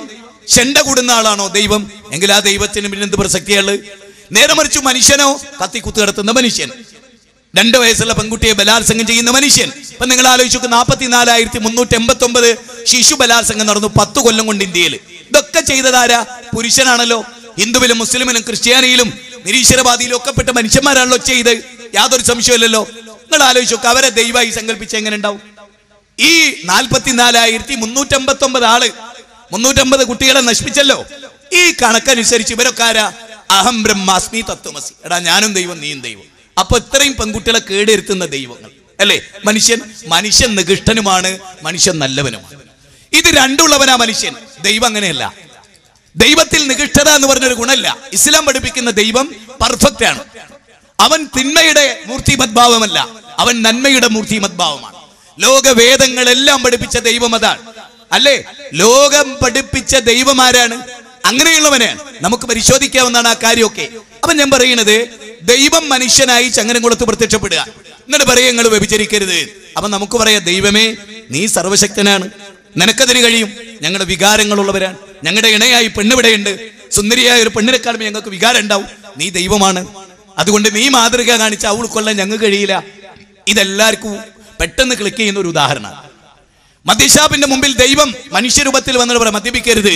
ദൈവമേ നീ ദൈവമാണ്, ഞങ്ങൾ മനുഷ്യരാണ്, വികാരങ്ങളുള്ളവരെയാണ്, തിന്മക്ക് അടിമപ്പെടുന്നവരെയാണ്, അതുകൊണ്ട് നിന്നെ നോക്കിക്കാൻ ഞങ്ങൾ കഴിയില്ല. നേരെ മറിച്ച് പ്രവാചകന്മാർ വന്നാലോ? അതാണ് ഇസ്ലാമിന്റെ ഒരു പ്രത്യേകത. മക്ക ഖുറൈശി ഗോത്രം, അതിൽ ജനിച്ച അബ്ദുള്ളയുടെയും ആമിനയുടെയും പച്ചയായ ഒരു മകൻ, അവരോടൊപ്പം ജനിച്ചു വളർന്ന ഒരാള്, അവർ എന്നും കണ്ട ഒരു കളിക്കൂട്ടുകാരൻ, അവരുടെ സുഹൃത്ത്, ആ നാട്ടിൽ ജനിച്ച ആള്, പച്ചയായ മനുഷ്യൻ. അദ്ദേഹം മദ്യപിക്കുന്നില്ല, അദ്ദേഹം വ്യഭിചരിക്കുന്നില്ല, അദ്ദേഹം പലിശ കൊടുക്കണില്ല, അദ്ദേഹം കച്ചവടത്തിൽ തോന്നിയാസം കാണിക്കണില്ല, അളവിലും തൂക്കത്തിലും കൃത്രിമം കാണിക്കണില്ല. അപ്പൊ അദ്ദേഹത്തിന് ജനങ്ങളോട് പറയാം, ഞാനേ നിങ്ങളെ ഖുറൈശി കുടുംബത്തിലെ അബൂജഹലെ, അബ്ദുള്ള, അതുപോലെ അവിടെയുള്ള ഓരോരുത്തരെയും വിളിച്ചിട്ട് പറയാം, മൂത്താപ്പ മക്കള്, എളാപ്പ മക്കള്, അതുപോലെ ബാക്കിയുള്ള ആളുകള്, അവരൊക്കെ വിളിച്ചിട്ട് മുഹമ്മദ് നബിക്ക് എന്ത് പറയാ? ഞാൻ നിങ്ങളെപ്പോലെ ഈ ഖുറൈശി കുടുംബത്തിൽ, നമ്മുടെ കുടുംബക്കാരിൽ ആമിന ബീവിയുടെ മോനായിട്ട് ജനിച്ച ആളാണ്. ഞാൻ മദ്യപിക്കണില്ലല്ലോ, ഞാൻ നിങ്ങളെ പോലെ വികാരമുള്ളവനാണല്ലോ, എന്റെ ഭാഗത്ത് പെണ്ണുങ്ങൾ ഉണ്ടല്ലോ, എന്റെ കുടുംബത്തിലും സമൂഹത്തിലുണ്ടല്ലോ, ഇവിടെ ഒക്കെ വേശ്യാവൃത്തി ഇറക്കേണ്ടവരുണ്ടല്ലോ. നിങ്ങൾ അവിടെ കണ്ടിട്ടുണ്ടോ? ഇല്ല. ഞാൻ നിങ്ങളോട് പറയണേ, ഞാൻ അള്ളാന്റെ പ്രവാചകനാണ്. ആർക്കതിനെ നിഷേധിക്കാൻ കഴിയാ? ആർക്കതിനെ തള്ളിക്കളയാൻ കഴിയാ? അതാണ് ഇസ്ലാമിന്റെ പ്രവാചകത്വവും അവതാര സങ്കല്പവും തമ്മിലുള്ള വ്യത്യാസം. ഇനി ഇതിൽ സ്വീകരിക്കാം, ആർക്കും ഏതും സ്വീകരിക്കാം. അവതാര സങ്കല്പം തന്നെയാ ശരി എന്നൊരാൾക്ക് വിശ്വസിക്കാം.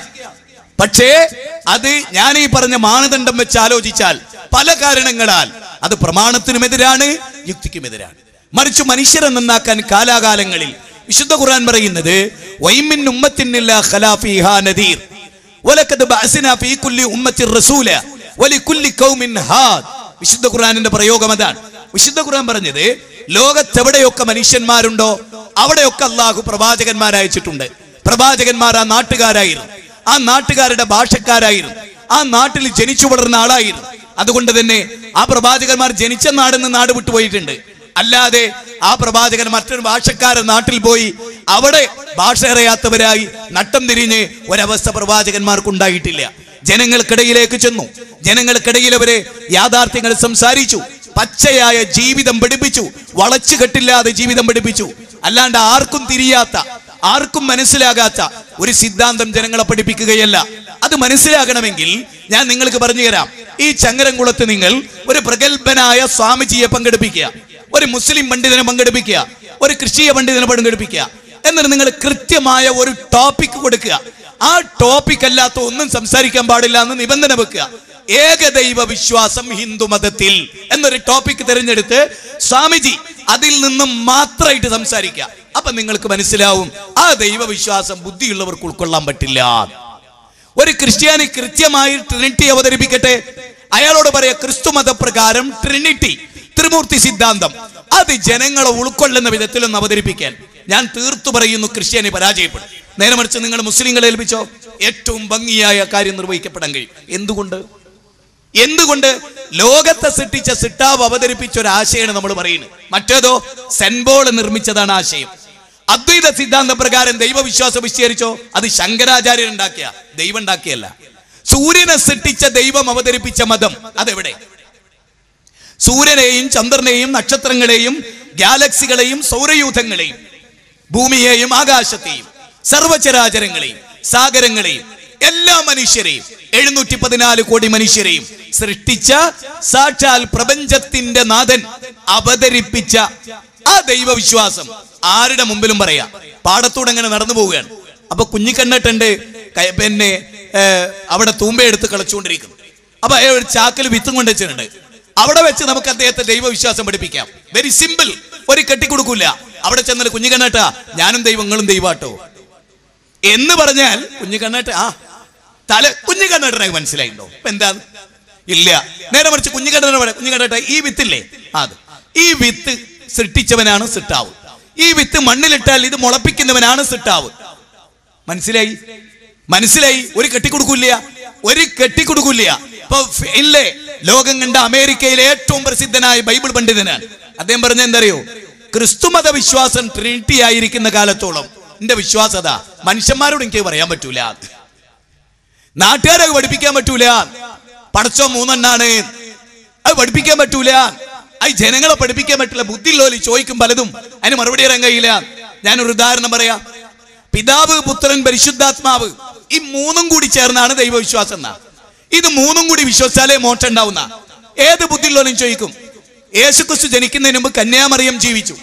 അവർ ഭക്തയായിരുന്നു എന്ന് ബൈബിളും പറയുന്നു, ഖുർആനും പറയുന്നു. അവർ ഭക്തി നിർഭരമായി ആരാധിച്ച ആരെയായിരുന്നു? അന്ന് യേശുക്രിസ്തു ജനിച്ചിട്ടില്ല. ഇല്ല. അബ്രഹാം പ്രവാചകൻ, അവരാരെ ആരാധിച്ചത്? ചോദിച്ചാൽ മറുപടി ഇല്ല. ശ്രീരാമൻ ജനിക്കുന്നതിന് മുമ്പ് ലോകല്ലേ? ഉണ്ട്.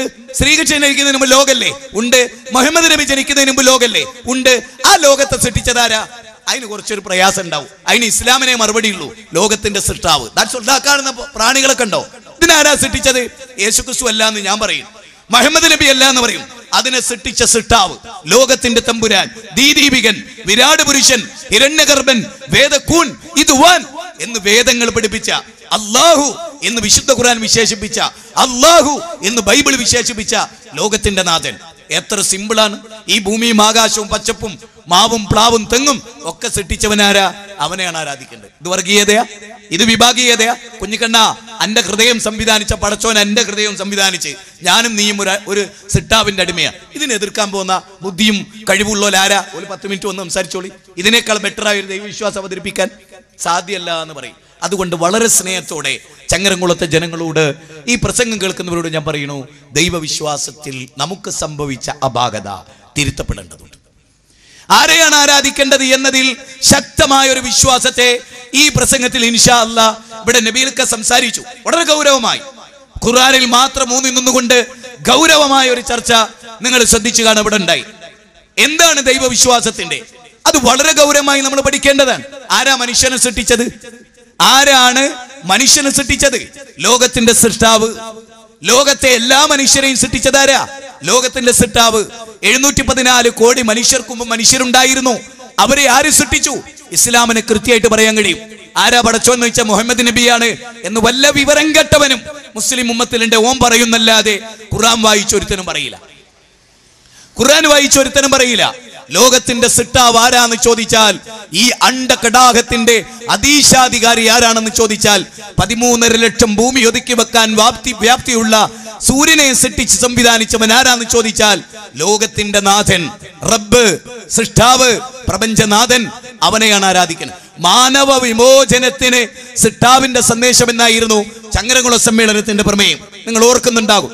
മാനവ മോചനം, മനുഷ്യരുടെ മോചനം, മുസ്ലിങ്ങളുടെയല്ല, ലോകത്തിന്റെ. അത് സൃഷ്ടാവ്. എല്ലാവരും പറയാം, ഹൈന്ദവനും ക്രൈസ്തവനും മുസ്ലിമും എല്ലാവരും ഒരേപോലെ അനുഭവിക്കുന്നു സൂര്യന്റെതല്ല. ആ സൂര്യനെ സൃഷ്ടിച്ചവന്റെ മതം. ഇതാണ് ഞങ്ങൾ പറയും, സൂര്യനെ സൃഷ്ടിച്ചവന്റെ മതം. അത് പറയുമ്പോൾ വളരെ ക്ലിയർ ആയി. മുഹമ്മദ് നബി ജനിച്ചിട്ട് 1400 വർഷമായിട്ടേ ഉള്ളൂ. സൂര്യൻ ഉണ്ടായിട്ടോ ആകാശം ഉണ്ടായിട്ടോ സഹസ്രാബ്ദങ്ങൾക്കപ്പുറത്ത് അല്ലേ?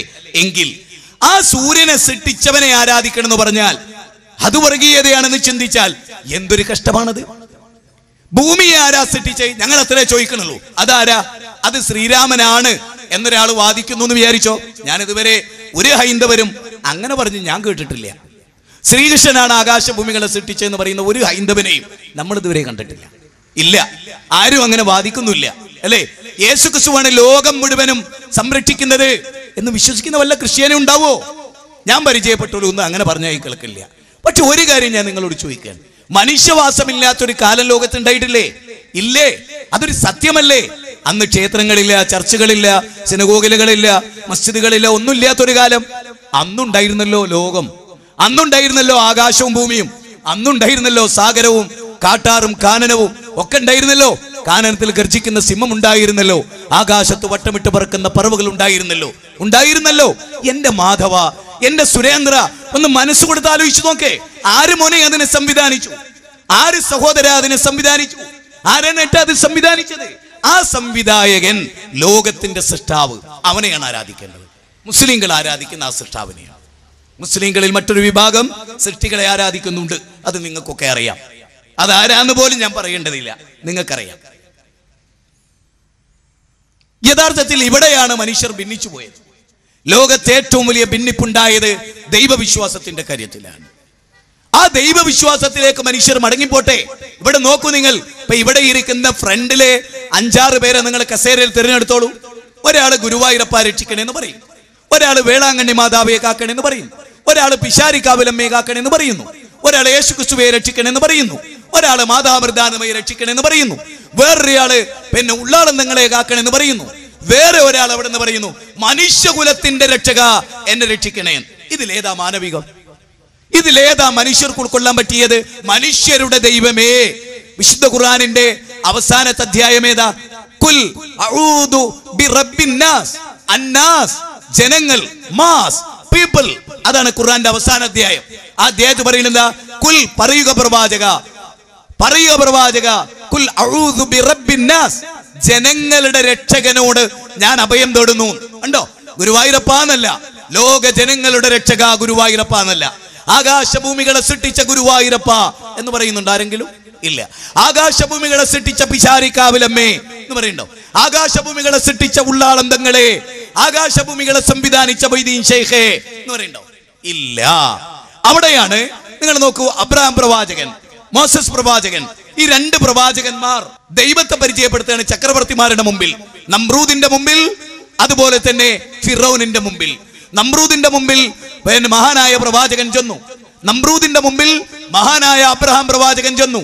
അബ്രഹാം പ്രവാചകൻ ചെന്നിട്ട് പറഞ്ഞു, ഞാൻ പരിചയപ്പെടുത്തുന്ന ദൈവം ഏത്? നമ്രൂദ്, ഞാൻ നിന്നോട് പറയുന്ന ദൈവാര മനുഷ്യരെ സൃഷ്ടിക്കുകയും മരിപ്പിക്കുകയും ചെയ്യുന്നവൻ, ജീവിപ്പിക്കുകയും മരിപ്പിക്കുകയും ചെയ്യുന്നവൻ എന്ന് പറഞ്ഞു. അപ്പൊ അദ്ദേഹം ദൈവത്തെ വെല്ലുവിളിച്ചുകൊണ്ട് രണ്ടാളെ സദസ്സിന്ന് കൊണ്ടുവന്ന് ഒരാളെ കൊന്ന് ഒരാളെ ജീവിക്കാൻ വിട്ട് പറഞ്ഞു, കൊല്ലുന്നതും ഞാൻ ജീവിക്കാൻ വിടുന്നതും ഞാൻ എന്ന് പറഞ്ഞ് തർക്കിച്ചു. അപ്പൊ മഹാനായ ഇബ്രാഹിം നബി തിരിച്ചു വായടപ്പനൊരു മറുപടി കൊടുത്തു. എന്റെ ദൈവം സൂര്യനെ ഇന്ന ദിക്കിൽ നിന്ന് ഉദിപ്പിക്കുന്നു, ഇന്ന ദിക്കിൽ അസ്തമിപ്പിക്കുന്നു. നേരെ ഓപ്പോസിറ്റ് നീ ഒന്ന് ഉദിപ്പിക്കി. അള്ളാഹു പറഞ്ഞു, ആ യുക്തിവാദിയുടെ, ആ ബഹുദൈവ വിശ്വാസിയുടെ, ആ കിങ്കരന്റെ വായടഞ്ഞുപോയി. അതാണ് ഇസ്ലാം. ഇസ്ലാം എന്താ? ഇസ്ലാം പരിചയപ്പെടുത്തിയ ദൈവാര സൂര്യനെ ഏതൊരു ദിക്കിൽ നിന്നാണോ ഉദിപ്പിക്കുന്നത് അതിന്റെ പിന്നിൽ ഏതൊരു ശക്തിയാണോ. ഇങ്ങനെ പറയാൻ കഴിയോ ഇവിടെ കയറിയിട്ടൊരു ഹിന്ദുവിന്? ഇങ്ങനെ പറയാൻ പറ്റുമോ ഇവിടെ കയറി ഒരു ക്രിസ്ത്യാനിക്ക്? എങ്കിൽ സ്വാഗതം 1000 വട്ടം ആ വിശ്വാസത്തിന്. ആ വിശ്വാസ ലോകത്തിന്റെ വിശ്വാസം പറയാൻ പറ്റുമോ ഒരു സ്വാമിജിക്ക്? പറ്റുമോ? പറയാൻ പറ്റുമോ? സൂര്യനെയും ചന്ദ്രനെയും സൃഷ്ടിച്ചവനെ മാത്രമേ ആരാധിക്കാൻ പാടുള്ളൂ. പിന്നെ ശബരിമലയിലേക്കുള്ള പോക്കുണ്ടാവോ? പറയാൻ പറ്റുമോ? ഒരു മുസ്ലിയാർക്ക് ഇവിടെ കയറി അള്ളാഹിനോടല്ലാതെ പ്രാർത്ഥിക്കരുത് എന്ന് പറയാൻ പറ്റുമോ? പിന്നെ ഇവിടുത്തെ മനമ്പം ബീവി ഉണ്ടാവോ? ഭീമാ ഉമ്മിച്ച ഉണ്ടാവോ? ഉള്ളാള നിങ്ങൾ ഉണ്ടാവോ? CM മക്കാമിലേക്ക് പോകുമോ? ഏർവാടി പോകുമോ? നാഗൂറിൽ പോകുമോ? അജ്മീറിൽ പോകുമോ? ഇല്ല. എല്ലാവർക്കും പറയാം, എല്ലാവർക്കും. അപ്പൊ നമുക്ക് എന്ത് പറയാം? കുൽ അഊദു ബിറബ്ബിന്നാസ്, ജനങ്ങളുടെ ദൈവം. അതാരാ? 714 കോടി ജനങ്ങളുടെയും ദൈവം, ആകാശഭൂമികളെ സൃഷ്ടിച്ച ദൈവം. ഏറ്റവും അത്ഭുതകരമായ ഒരു മറുപടി ഞാൻ പറഞ്ഞുതരാം. മോസസ് പ്രവാചകൻ ഫിറൗനിന്റെ കൊട്ടാരത്തിലെത്തി. ഫിറൗനിന്റെ കൊട്ടാരത്തിൽ ഫഖാല അന റബ്ബുക്കുമുൽ അഅല, ഞാനാണ് പരമോന്നതനായ റബ്ബ് എന്ന് പറഞ്ഞ ഫിറൗന്റെ കൊട്ടാരം. ആ കൊട്ടാരത്തിൽ മൂസാ നബി സദസ്സിനെ ഉപകരിച്ചുകൊണ്ട് പ്രസംഗിക്കുകയാണ്. ദൈവവിശ്വാസമാണ് അവിടുത്തെ ചർച്ച. ആരാ ദൈവം? ഞാനാ ദൈവം എന്ന് ഫിറൗൻ. ഹേയ്, മൂസാ നബി ലോകത്തിന്റെ സിട്ടാവിനെ പരിചയപ്പെടുത്തി. അപ്പൊ ഫിറൗൻ ഒരു ചോദ്യം ചോദിക്കുന്നുണ്ട്, ഫമൻ റബ്ബുക്കുമാ യാ മൂസ. അല്ല മൂസ, ഇവിടെ കിടന്നു കുറെ സമയമല്ലോ നാക്കിട്ടടിക്കണ്, ഒരു ദൈവത്തെ പറ്റി പറയണ്, ഒരു സിട്ടാവിനെ പറ്റി പറയണ്. ആരാ നീ പരിചയപ്പെടുത്തുന്ന ദൈവം? എന്റെ പ്രിയപ്പെട്ട മാധവേട്ട സുരേന്ദ്ര ചോദിക്ക്, നിങ്ങളെ ദൈവത്തെ ഏത് ദൈവത്തെ ഞങ്ങൾ പരിചയപ്പെടുത്തുന്നത്? ഇപ്പൊ ഞാൻ പറയാം നിങ്ങളോട്, വളരെ ലളിതമായി പറഞ്ഞിട്ട് ഞാൻ ആ വിഷയം പറയാം. ഇപ്പൊ ചങ്ങരംകുളത്തെ ഹൈന്ദവ വീട്ടിൽ, മുസ്ലിം വീടുകളിൽ, ഈ നാട്ടിലൊരു പള്ളിയിലച്ഛന്റെ നേതൃത്വത്തിൽ ക്രിസ്ത്യാനികൾ കയറുന്നു എന്ന് വിചാരിച്ചോ?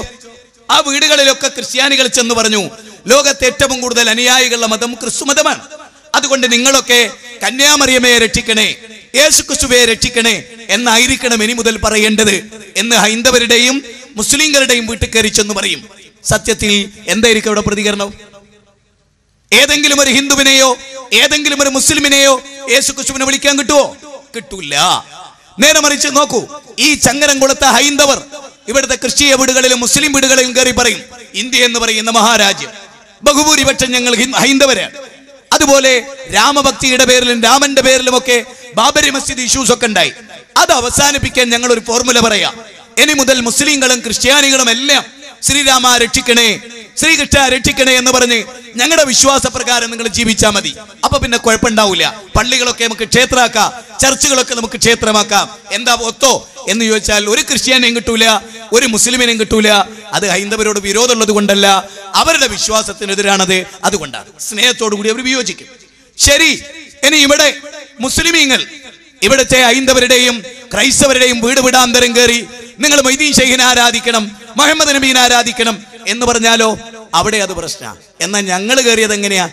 പല വീടുകളിലും ഞങ്ങൾ കയറാറുണ്ട്. അതെങ്ങനെയാ കയറല്? മാധവ, ആകാശത്തേക്ക് നോക്കുവനെ, ആ ആകാശം സൃഷ്ടിച്ചവനാണ് ദൈവം എന്ന് നിന്നോട് പറയാനാ വന്നത്. നിനക്ക് ഹൃദയം തന്ന, എനിക്ക് ഹൃദയം തന്ന, നിന്റെ രക്തത്തിൽ ഹീമോഗ്ലോബിൻ തന്ന ആ സിട്ടാവാണ് എന്നെയും നിന്നെയും സൃഷ്ടിച്ചത്. അവനെയാണ് നമ്മൾ ആരാധിക്കേണ്ടത്. ഇതിൽ വർഗീയതയുടെ അംശമുണ്ടെങ്കിൽ നിങ്ങൾ പറയണം, ഇതിൽ വിഭാഗീയതയുടെ അംശമുണ്ടെങ്കിൽ നിങ്ങൾ പറയണം. ഒരു കുറിപ്പ് നിങ്ങൾ എഴുതി നൽകണം. എന്റെ പ്രിയപ്പെട്ട ഹൈന്ദവരോടാണ് ഞാൻ പറയുന്നത്. ലോകത്ത് ഭാസ്കര, നീയും ഞാനും ഒരച്ഛന്റെയും അമ്മയുടെയും മക്കളാണ്. ബാന്ധവ മാനവ സർവേ സ്വദേശാഭുവനത്രയം. ലോകമാണ് തറവാട്, വസുദൈവ കുടുംബകം. ലോകമാണ് തറവാട്, വസുദൈവ കുടുംബകം. ബാന്ധവ മാനവ സർവേ സ്വദേശ ഭുവനത്രയം. ലോകമാണ് തറവാട്. അല്ലാതെ ഇന്ത്യ മഹാരാജ്യം, പാകിസ്ഥാൻ മഹാമോശം, പാകിസ്ഥാൻ മഹാരാജ്യം, ഇന്ത്യ മഹാമോശം. അതൊക്കെ മനുഷ്യന്റെ മനസ്സിന്റെ വൃത്തികേട് കൊണ്ട് തോന്നുന്നു കേട്ടോ. ഇപ്പൊ നമ്മൾ സാധാരണ ആ ഹോട്ടൽ മോശാന്ന് പറഞ്ഞതിന്റെ അർത്ഥം എന്താ? ആ ഹോട്ടലിലെ പിന്നെ കേഷ്യർ മോശാണ്, സപ്ലയർ മോശാന്നാ. അവിടെ ഒട്ടിച്ച ടൈൽസ് മോശമാണ്, മാർബിൾ മോശമാണ് അല്ല, അവിടുത്തെ ഭക്ഷണം ഇത്ര ക്ലിയർ അല്ല. അല്ലേ അല്ലേ അങ്ങനെയല്ലേ അങ്ങനെയല്ലേ? ആ വീട്ടുകാർ ശരിയില്ല, ആ വീട് ശരിയില്ല എന്ന് പറഞ്ഞാൽ ആ വീടിന്റെ മാർബിൾ ശരിയില്ല, ടൈൽസ് ശരിയില്ല, അവിടുത്തെ ടോയ്ലറ്റ് സെലക്ട് ചെയ്തത് ശരിയായില്ല എന്നാ അല്ല, ആ വീട്ടുകാരെ പെരുമാറ്റം ശരിയല്ല. അല്ലേ? അല്ലാതെ രാജ്യം എന്ന് പറഞ്ഞ് കേളി നടിക്കാനും പെരുമ നടിക്കാനും ഒന്നുമില്ല. ഏത് മണ്ണും മനുഷ്യൻ നന്നാക്കിയാൽ നന്നാവും, ഏത് രാജ്യവും മനുഷ്യൻ നന്നാക്കിയാൽ നന്നാവും. അങ്ങനെയാ സൗദി അറേബ്യ ഏറ്റവും വൃത്തികെട്ടവരുടെ നാടായിരുന്നു. ഇന്ന് ലോകത്തിലെ ഏറ്റവും നല്ല നാടുകളിൽ ഒന്നതാ. എന്താ കാരണം? നാട് മാറിയതാ.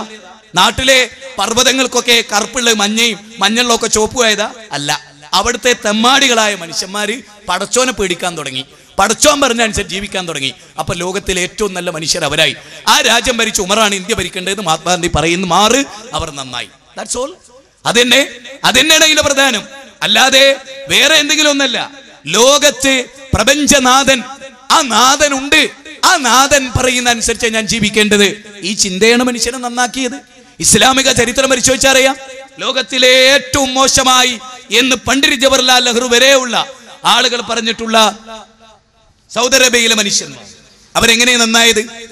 അവർ ലോകത്തിലെ ഏറ്റവും നല്ല മനുഷ്യരായത് എങ്ങനെ? അവർ മദ്യപിച്ചിരുന്നു, അവർ വ്യഭിചരിച്ചിരുന്നു, അവർ പെൺകുട്ടികളെ ജീവനോടെ കുഴിച്ചുമുടിയിരുന്നു, എല്ലാ തിന്മകളും ചെയ്തിരുന്നു അവര്. പിന്നെ എങ്ങനെ അവര് നന്നായി? പടച്ചോനെ അവർ ശരിക്കും മനസ്സിലാക്കി. പടച്ചോനെ ശരിക്കും മനസ്സിലാക്കിയാലേ, ലാ ഇലാഹ ഇല്ലല്ലാഹ് ശരിക്കും പഠിച്ചാലേ മനുഷ്യർ നന്നാവുള്ളൂ. അത് ശരിക്കും ഉൾക്കൊണ്ടാലേ നന്നാവുള്ളൂ. ലാ ഇലാഹ ഇല്ലല്ലാഹ് പറഞ്ഞോണ്ട് നന്നാവൂല, അഫ്ളലു ദിക്ർ ലാ ഇലാഹ ഇല്ലല്ലാഹ് പറഞ്ഞാൽ നന്നാവൂല, ലാ ഇലാഹ ഇല്ലല്ലാഹ് വിഷയമായിട്ട് പ്രസംഗിച്ചാലും നന്നാവൂല. ലാ ഇലാഹ ഇല്ലല്ലാഹയുടെ ആശയം ഹൃദയത്തിൽ രൂഢമൂലമാവുകയും അത് മൗലികമായി ഉൾക്കൊള്ളുകയും ചെയ്യുമ്പോൾ ലോകത്ത് നല്ലൊരു മനുഷ്യന്റെ സൃഷ്ടി നടക്കും. യാതൊരു സംശയ കാര്യത്തിൽ നിങ്ങൾക്ക് വേണ്ട. ലോകത്തിന്റെ ചരിത്രം ഏറ്റവും പ്രകടമായി ഈ ചരിത്രമാണ് നമ്മുടെ മുമ്പിൽ പറയുന്നത്. അതുകൊണ്ട് തന്നെ ദൈവവിശ്വാസത്തെ കുറിച്ച് ഒരല്പം നിങ്ങളോട് പറയേണ്ടതും. ആരെയാണ് നമ്മൾ ആരാധിക്കേണ്ടത്? ഇന്ന് നമ്മൾ ആരെയാണ് ആരാധിക്കുന്നത്? എല്ലാവരും പറയും, ഏത് മത സമൂഹത്തിലും ഒരുപാട് ബഹുമത സമ്മേളനങ്ങളിൽ പങ്കെടുക്കാൻ എനിക്ക് അവസരം ഉണ്ടായിട്ടുണ്ട്. പല കാലങ്ങളിൽ, പല സന്ദർഭങ്ങളിൽ. സഹോദരങ്ങളെ, വളരെ പ്രധാനമായി ഞാൻ പറയണ സമ്മേളനങ്ങളിലെല്ലാം, ആ സമ്മേളനങ്ങളിൽ എല്ലാ മതത്തിന്റെ ആളുകളും പറയും ഒറ്റ ദൈവമേ ഉള്ളൂ. നിങ്ങൾ ഇവിടുന്ന് ഒരു ഹൈന്ദവൻ റോഡ് സൈഡിൽ അപ്പുറം ചെന്ന് ചോദിക്കും 33 കോടി ദൈവം ഉണ്ടോ? ഇല്ല, ഒറ്റ ദൈവമേ ഉള്ളൂ, ഒറ്റ ദൈവം. എല്ലാവരും സംസാരിക്കുമ്പോൾ എല്ലാവരും പറയും ഒറ്റ ദൈവമേ ഉള്ളൂ. ശരി, എന്തുകൊണ്ടാ ഒറ്റ ദൈവത്തെ ആരാധിച്ചുകൂടാ?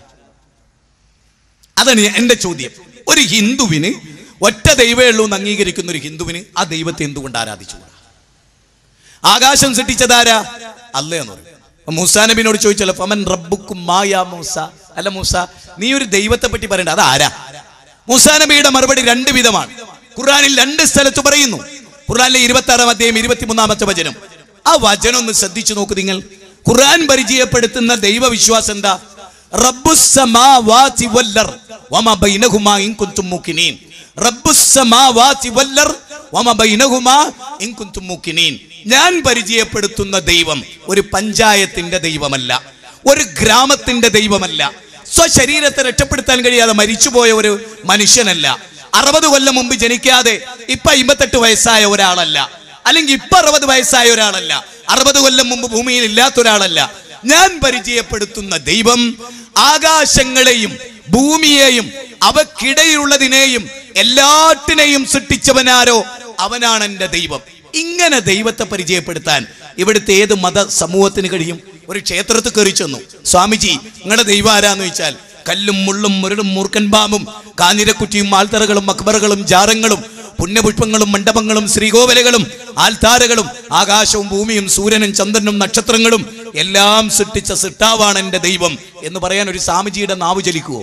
ഇന്ത്യ രാജ്യത്ത് ഇല്ല എന്ന് ഞാൻ പറയുന്നു. എങ്കിൽ ദൈവവിശ്വാസത്തിൽ തെറ്റുപറ്റിയിട്ടുണ്ട്, തിരുത്തേണ്ടതാകുന്നു എന്നാണ് പറയുന്നത്. നിങ്ങൾ ആലോചിച്ച് നോക്കൂ. മുസ്ലിങ്ങളോട് നിങ്ങൾ ചോദിക്കുക, ഏതെങ്കിലും ഒരു പ്രവാചകൻ കുട്ടികളെ കിട്ടാൻ മരിച്ചുപോയ മഹാന്മാരോട് വിളിച്ചിട്ടുണ്ടോ? ഇല്ല. ഖുർആനിൽ എവിടെയില്ല, ഹദീസുകളിൽ എവിടെയില്ല. പിന്നെ എവിടെ നിന്ന് കിട്ടി? അനുകരണം. മറ്റുള്ളവർ ചെയ്തു, ഞങ്ങളും ചെയ്തു. വേറെ തെളിവുകളൊന്നുമില്ല. തെളിവില്ലാത്ത ചെയ്യാൻ മനുഷ്യൻ എന്തൊരു സുഖമാണ്, എന്തൊരു സന്തോഷമാണ് ഉള്ളത് ചെയ്യാൻ. നാട്ടിലുള്ളതൊന്നും ഏട്ടിലുള്ളത് മറ്റൊന്നുമാണ്, അല്ലേ? നാട്ടിലുള്ളതൊന്നാണ്, ഏട്ടിലുള്ളത് മറ്റൊന്നാണ്. നമുക്ക് പരിശോധിക്കാം. ഇപ്പൊ ചതുർവേദവുമായി ബന്ധപ്പെട്ട ചർച്ചകളിൽ സഹോദരങ്ങളെ, ആര്യസമാജത്തിന്റെ സ്ഥാപകനായ സ്വാമി ദയാനന്ദ സരസ്വതി സ്വാമി ദയാനന്ദ സരസ്വതിയോട് ആര്യസമാജത്തിന്റെ സ്ഥാപകനായ സ്വാമി ദയാനന്ദ സരസ്വതി അദ്ദേഹത്തിന്റെ ലൈറ്റ് ഓഫ് ട്രൂത്ത് എന്ന് പറയുന്ന ഗ്രന്ഥം, ലൈറ്റ് ഓഫ് ട്രൂത്തിലെ സത്യാർത്ഥ പ്രകാശത്തിലെ 274, 275 പേജുകളിൽ വളരെ കൃത്യമായി പറയുന്ന രണ്ട് ചോദ്യം. ആ രണ്ട് ചോദ്യത്തിന്റെ മറുപടി ശരിക്കും ശ്രദ്ധിക്കണം. ചോദ്യം 1, വേദത്തിൽ അനേകം ഈശ്വരന്മാരുണ്ട്, ഇത് നിങ്ങൾ അംഗീകരിക്കുന്നുവോ? വേദത്തിൽ അനേകം ഈശ്വരന്മാരുണ്ട്, ഇത് നിങ്ങൾ അംഗീകരിക്കുന്നുണ്ടോ ഇല്ലയോ? അതിന് അദ്ദേഹത്തിന്റെ മറുപടി, എൻ്റെ പ്രിയപ്പെട്ട ഹൈന്ദവ സഹോദരങ്ങളുള്ള സ്നേഹ ഞാൻ പറയുന്നത്, നമ്മൾ മരണത്തിന് ശേഷം ഒരു ജീവിതമുണ്ട് എന്നുള്ളൊരു സത്യമാണ്. വേദങ്ങൾ മുഴുവനും പഠിപ്പിച്ചൊരു സത്യം അതാണ്.